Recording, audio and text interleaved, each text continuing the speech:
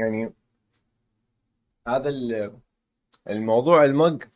اول شي شلون الصحة، شلون الاخبار؟ ان شاء الله تكونون بالف خير. موضوع المج بيدي دائما هذا السيجنتشر، يعني اكو اعترضوا. شفت التعليقات اعترضوا ليش دائما المج بيدك. انا المج ما يعني اني المج المي بارد، مشروبات دافية بالشتاء، مشروبات باردة بالصيف. يعني هذا الشي بيدي دائما من اقعد على حاسبة العب اسوي بث او مونتاج. اني اكو فد مشاريب يم الحاسبة، ما اقدر اخلي اكل، بس يعجبني اشرب شي. من هالمنطلق سويت القناة السيجنتشر مالتها، انه اكو مشروب اشربه غازي او فد شي دافي بالشتاء يعني. فصار قلت ليش ما اسوي القناة السيجنتشر مالتها انه فد شي ينشرب. للي اعترضوا ما عجبه الموضوع، يعني انا هذا الشيء ما اقدر غير اسف. شوكم شباب، ان شاء الله تكونون بألف خير. حبيت اقول هالملاحظة هاي قبل لا ابلش لا انسى. الكل راح ملاحظ تأخرت، بس تأخيري هالمرة كلش قوي، مو مثل تأخير كل مرة تأخير قوي. التهيت بشغلة على مود يعني تكون واضحة قدامكم، شغلة خارج شغلنا، شغلة ديكور. التهيت بتغيير الديكور مال صالة الاستقبال بلون مختلف. فد شي شفته حديث عجبني بهواية فيديوهات، شفت ديكورات هواية واختاريت هذا اللون، وسويت الإضاءة بروفايل، سويت سبوت لايت، وغيرت المنظر كله. اكتبوا لي التعليقات، يعني رأيكم شنو؟ يعني يهمني رأيكم صراحة، أنتم متابعين 22 ألف متابع، يعني يهمني رأيكم. الأغلبية راح يشوفون اللي يقولوا لي ما حلو، ما عجبني، عجبني، كتبوا لي الشيء. أنا بصراحة عاجبني هذا الشيء، أحب الشيء اللي أتأخر بيه أو اللي أسويه أنشره، خصوصا مواضيع الديكور. واحنا تعرفون كلنا اليوتيوبرية، اذا انت تلعب وتبث او تلعب وما تبث، موضوع السيت اب مربوط بالديكور. فدائما نشوف نوعا ما اللي يجهز بي سي ويسوي سيت اب كامل، يعجبه يخلي السيت اب مالته بمكان حلو. يعني مثلا هاي الفومات العازله للصوت، الار جي بيات، مثل ما انا مسوي ار جي بيات. يعني موضوع الديكور مرتبط بينا احنا الجيمريه جماعه السيت اب. كتكملة ضفت لمسة أخيرة، الستاند مال التلفزيون، يعني رحت اتعنيت عليه بالعرصات. كنت في بالي انه سامسونج عندها هذا المنتج، فقلت خلي اسأل عليه. ما لقيت شركة الراية بالعرصات مسوية منتج شبيه مال سامسونج. بصراحة الخامات مالته حلوة، وقعد التلفزيون بهذا الشكل حلو. طبعا هذا الستاند انا شايفه قبل سنين بالفيديوهات، بس ما كان طاش طشة قوية يعني. حبيت اتخلى عن الميز اللي او التعليق، ستاند التعليق او الميز اللي ياخذ مساحة، لان هولي 4 في 5 يعني متر، مو كبير، فهذا حيختزل لي مساحة وشكله نازك ومرتب. هاي صار لي ملتهي 4 ايام اني بالديكور والتغيير، ولهذا السبب تاخرت بالنشر. عندي مجموعه شغلات صورتها حلوه، واحدات صارت اتمنى تعجبكم. خليكم ويانا شباب. قبل لا نبلش الفيديو مالتنا، اجى على بالي موضوع كلش مهم ارد احكي بيه. يعني حتى يعني مو كل هذا الموضوع بسيط جدا، مو لكل الزبائن، مو لكل اللي يتابعوني. اكو فد ملاحظه، يعني اني من اسوي تجميع على اي شخص يعني وياي بشار نمير، نقول فد ملاحظه للزبون، نقول له ضمانك سنه، ومرات كروت الزوتك ضمانك سنتين، ولكن بس نكلفك. واللي طبعا جمع من عندي راح يتذكرها لهاي الجمله، اقولهم من نخلص ضمانكم سنه، بس نكلفكم شنو؟ الجايه للتاج. يعني اذا انت عندك سيارة فنكلفك فلوس البنزين جيتك من البيت للتاج، واذا انت ما عندك سيارة نكلفك بس كروة تجي للتاج. ليش؟ لان ضمانك الحقيقي هو في شركة التاج، ضمان تبديل، صيانة الى البي سي كله، القطعة العاطلة تبدل. فضمانك سنة او سنتين هو في شركة التاج، فبس نكلفك تجي الى شركة التاج. راح تقولوا لي رايد، طبعا هو الضمان يمكم، يعني غير نجي يمكم حبيبي، مو كل الناس، اكو ناس هواية، مو هواية، قليل جدا والله. بس الموضوع لين يتكرر دا اسميه هواية، لين الموضوع يتكرر. يخابرني الزبون على عطل معين بحاسبته، شو يقول لي؟ يقول لي تعالوا استلموا الحاسبة او صلحوا لي اياها، اني ما اجي. يابا ليش ما تجي؟ مو عندك ضمان؟ اي حبيبي، بس هذا خطأكم، انتو تتحملوه. اني شنو ذنبي اتحمل خطأ انتو ارتكبتوه؟ حبيبي انت عندك 9 قطع وكل قطعة من شركة، اكيد في بعض الاحيان يصير عدم توافق بين الشركات، يعني ممكن كل شيء يصير، اخي يكون اكو خلل مصنعي، ارقى البراندات بها خلل مصنعي. فيعني مو صوت شيء انه القطع صار بها عطل فاكلفك تجي يمنا، فبس نكلفكم تجون هنا. فهذه اللي دا احكي لكم اياه صار وياي فعلا، ويا ناس عنده عطل بالحاسبه مصنعيه او خلل احتمال سوء استخدام، هو خطا اثناء استخدام البي سي او كهرباء مو زينه. مع ذلك كله اذا ضمن الضمان تجيني للمكتب وتدلل وتامرنا وكل شيء يتبدل لك، بس تعال لشركه التاج. اما ما تقدر تجي وتعالي لي البيت، تعالوا للبيت صلحوا لي او دزوا كروه، يعني دزوا نقل على حسابكم واخذوا الحاسبه ورجعوها، اني ما ادفع كراوي. هذا ما صاير هيك شيء، يعني خصوصا للناس الكبار الفاهمين. يعني انت اخذت اي جهاز مو حاسب، اي جهاز كهربائي انطاك بيه عطل، غير من يعطل ترجعه للبائع، ترجعه لمركز الشركه، بس انه تخابر تعالوا استلموا جهازكم عاطل، يعني شيء ما اعرف، تطلع شغلات غريبه انا ما شايفها صراحه قبل. فحبيت انوه، شركه التاج ضمانها في شركه التاج، والصيانه وتصليح في مركز صيانه التاج. يختلف عن المشدود. نمير التجميعة الثانية ايش قد صارت؟ الثانية اي الثانية 1,325. شنو؟ 105. هاي 570.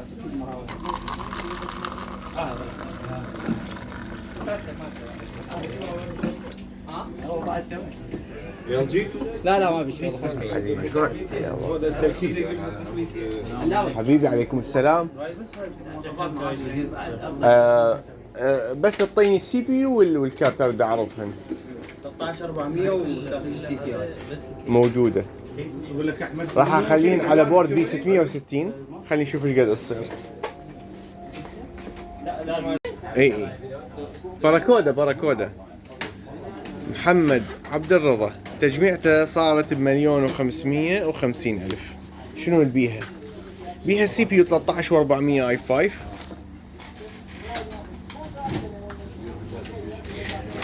بيها رامات 32 جيجا 16 في 2، الهاردات كلها دبل، الهاردات 1 تيرا ب1 تيرا، يعني 2 تيرا ام دوت 2،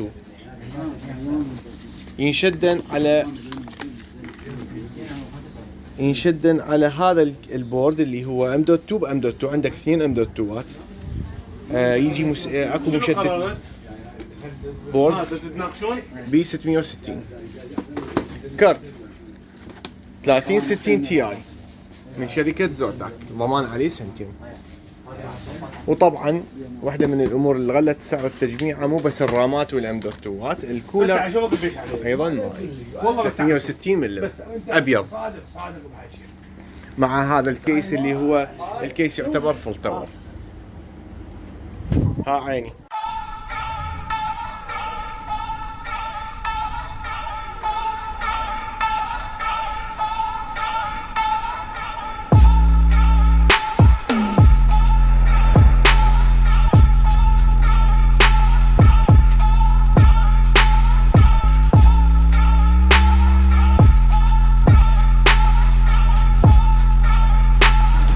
هاي خوش تسمية، لزقة مكركة لزقة السعادة مكركة. هاي التجميعة مال حمودي.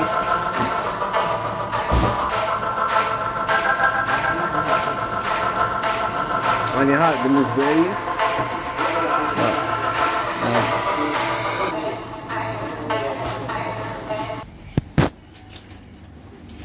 الولد تجميعة متابعنا، مو هذا متابعنا، لا هذا كش ما يفتهم، هذا متابعنا يفتهم. حسن هادي حلو. سي بي يو رايزن 3600 6 كور 12 ثريد، مو انت اسال شو مضبوط. اس اس دي 128، باراكودا 1 تيرا 7200 هارد، رامات 8 في 2 تيم جروب 3200، كولر للسي بي يو اكيد تي 403،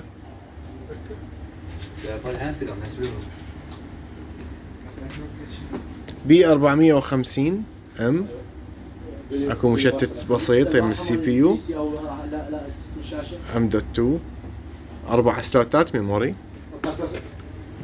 بس الشاشه كرت شاشة ار تي اكس 3050،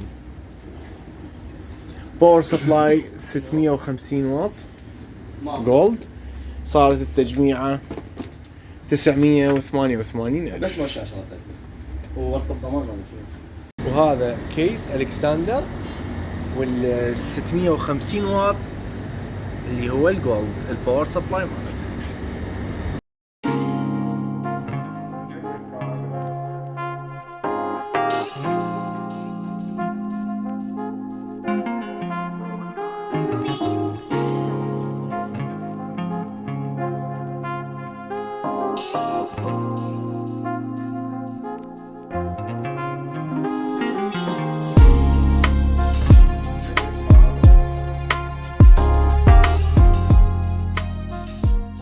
وين علي ناجي؟ هذا علي ناجي ورده مال الله، راسلني واجى على هاي القطع. طبعا هو كان رايد انت من البدايه 5500 اي ويا 30 60. الشيء اللي صعد التجميع انه ما عندنا بوردات بي 550 للاسف، فسوينا له حل اقرب شيء للبي 550. خليني احكي بقيه المواصفات. الرامات 8 في 2، هاي رامين من شركة تيم جروب 8 في 2، 3200. المعالج رايزن 5 5500. طبعا على الكولر الستوك مو 5500 وياه كولر 6 كور يكفي. انت بس قول لي غرفتك طابق ثاني؟ اول هاي يصير اولا حرارة ابرد بيها، يعني فوقك مو سطح مباشرة، فالحرارة ابرد. التبريد عندك بالغرفة تبريد شغال، صح مو دائما، بس اذا بدك تلعب بحرارة غرفة حرارة عالية مو على التبريد يراد لك تبريد معي بالمستقبل. 5500 اللي هو يجي شنو 6 كور 12 ثريد، وياها ام دوت 2 1 تيرا 256 عفوا، والهارد الباراكودا 700 الواحد تيرا، ويا باور سبلاي من جيم دياز الشركه المعروفه وكالتنا 600 واط، ويا ال 30 60 من شركه زوتاك. ونجي للشيء اللي صعد سعر تجميعته هو البورد الاكس 570، والكل يعرف الاكس 570 ايش قد صارت نمير؟ 1,170,000. بالعافيه عليك، ان شاء الله نشوف التجميعه وشكلها النهائي وان شاء الله موفق بها.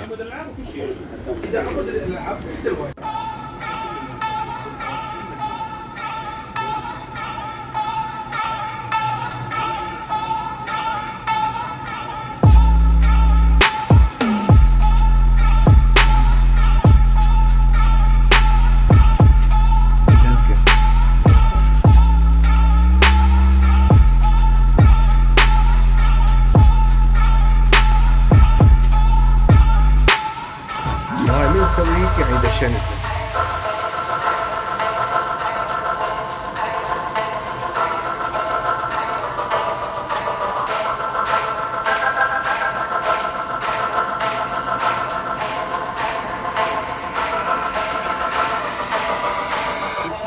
يعني هذا مجموع لهم 256. 256 ممكن تخليه لي ويا الواحد تيارة؟ ايه انا خليتك بس الواحد تيارة هذا المجموع. يعني بعد مال 128 لا مو 228 128 حسب هسه على 15 يعني هسه انت ورا ما شوف ايش سوى بيك نمير. خلي اني افضح هذا الشخص افضحه باليوتيوب. باعوا يا متابعين رائد فؤاد، دا تشوفون هذا الموظف بالتاج ورا ما المسكين يجمع ويخلي فلوسه يرجع دا يستلم البي سي. شو يقول له؟ بعد انت مطلوب 30,000 20,000 40,000. شو يسوي؟ يخرب واسه ويذب البي سي يمنا ويطلع. لا دا الشاقه وين اخليه؟ اقفل الباب ما اخليه يطلع. بعد برا نبي قد حطيته باور سبلاي وزن 600 ما بننتظر اكيد. يعني انت شنو تريد تطور؟ شاشه ونفس الشيء 700 واط.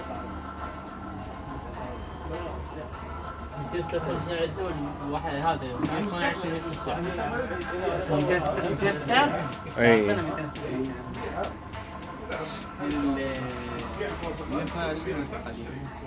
اي يكفيك على مود شنو ويا الويندوز نظام ويبقى لك 128 بس ويندوز، كل شيء ما تلحق تنصب وياه. اي هو ويندوز هاي المشغلات مال الالعاب كلها ترى تنزل بالسي، اي وانا خليه اليو بلاي والستيم وعندك الايبك والاوريجن كلها حتنزل بالسي، فحتتكوم عندك البرامج فيراد لك شويه مساحه.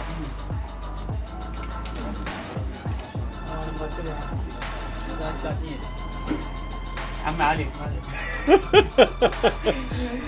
نمير راتبك اذا تستلم من جيبك شويه للزبائن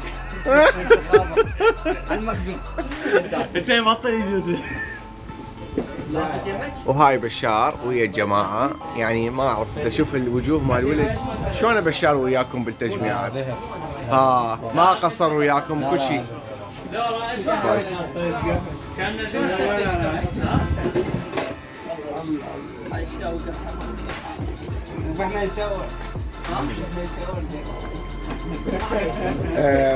اخر شيء تجميعتهم اكس 570 استقرت، خلالكم بورد تجيب حتى لو 30 80 ومعالج 5800 اكس تشد عليها تتطورها عادي، يعني حتى لو تعلي المعالج اعلى شيء والكارت اعلى شيء هم تتطور. هو وين اللي ما لقيته؟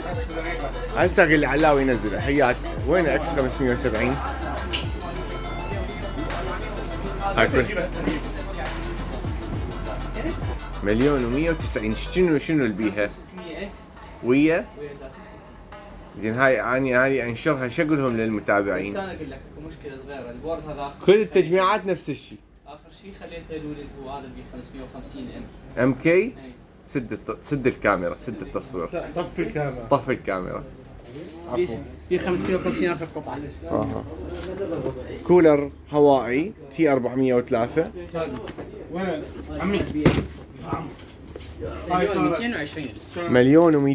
مليون 325. نعم 30 60 نقصنا لكم 4 مال الكيس رايزن 5600 اكس.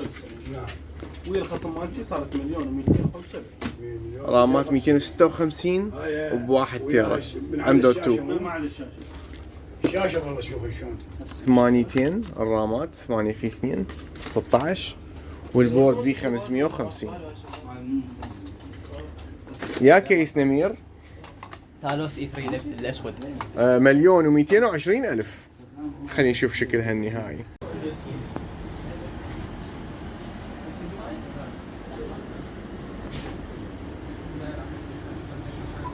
التجميعة هاي صارت بمليون و350. شنو اللي بيها؟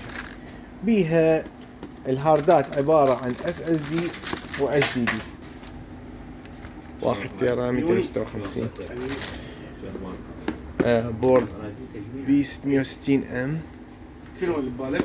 شغلنا اكثر شيء بيها معالج شلون نشتغل بها جي اي اس تصميم 13 و400 اي 5. عندنا ارشفه اداريات اكثر شيء يعني قواعد بيانات. زين تصميم كولر اكثر شيء خزينه للسي بي يو اللي هو الوورير دبليو 90 مساحه ويا كرشاشة 30 60 تي اي من شركة زوداك. المهم كان شاشه شنو تحتاج؟ والكيس هو الام 912 من شركة دراغونيان. خلينا نشوف الشكل النهائي للتجميع. لازم تاخذون بورد زد. طبعا انا دا اقول له شيل اللزقه، هاي شيل اللزقه مال هو ما يقبل. والله راعي شنو البركه بيك انت.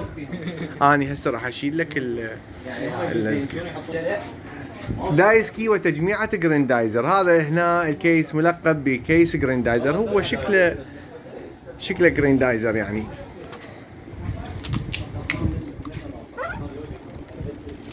العطش لطشه هذا.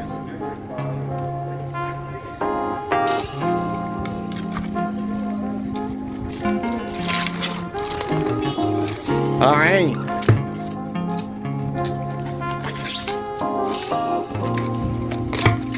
شيلها انت.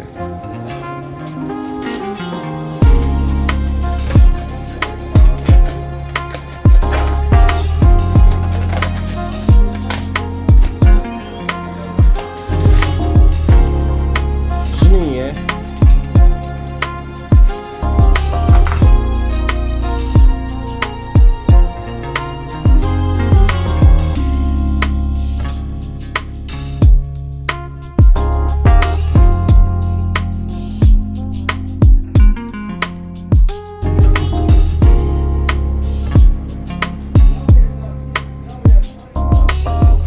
تجميعة علي أحمد.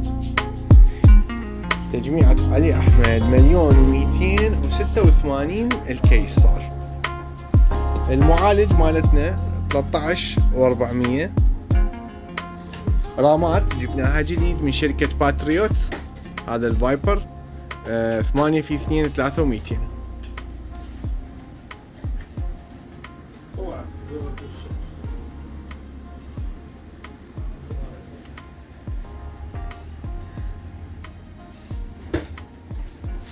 الكولر خلينا فت كولر كلش قوي اللي هو الالساي M120D بلس. كولر ضخم.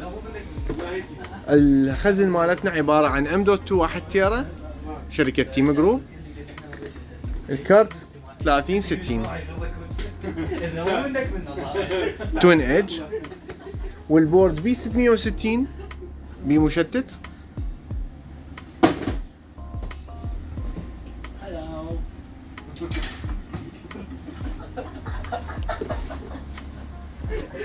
يعني هيك تحب تظهر للزبائن بهذا المنظر، منظر كيوت. الناس بعدين الناس تقوم تباوع عليك تقول لك راح نروح للتاجين بشار موجود.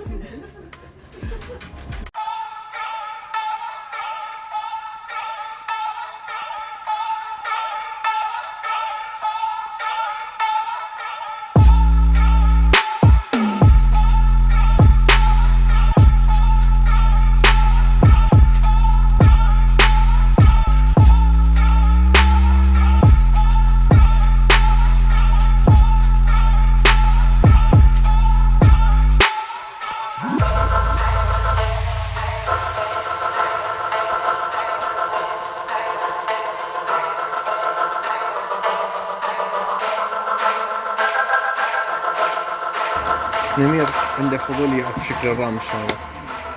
طبعا هاي الباكج حلو صورت الباكج مرتب.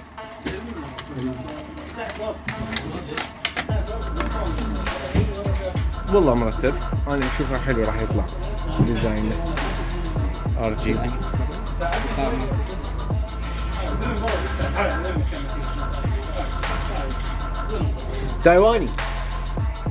تايواني بس الوكالة الظاهر في تحكمات مال راسين. اي تنزل برامجك كله يشتغل. أعزائي المتابعين وصلنا لنهاية الفيديو. أرجو أن فدتكم، أرجو أن الفيديو عجبكم، وإن شاء الله الفيديو الآخر ما راح أطول عليكم. راح أسوي مونتاج على شيء حلو وراح يعجبكم ومختلف على الأشياء اللي تصير في شركة التاج من تجميعات ومن معاملة ويا الزبون ولقطات حلوة، بس ما راح أتأخر بيها عليكم. تابعوني في فيديوهات جديدة. في أمان الله.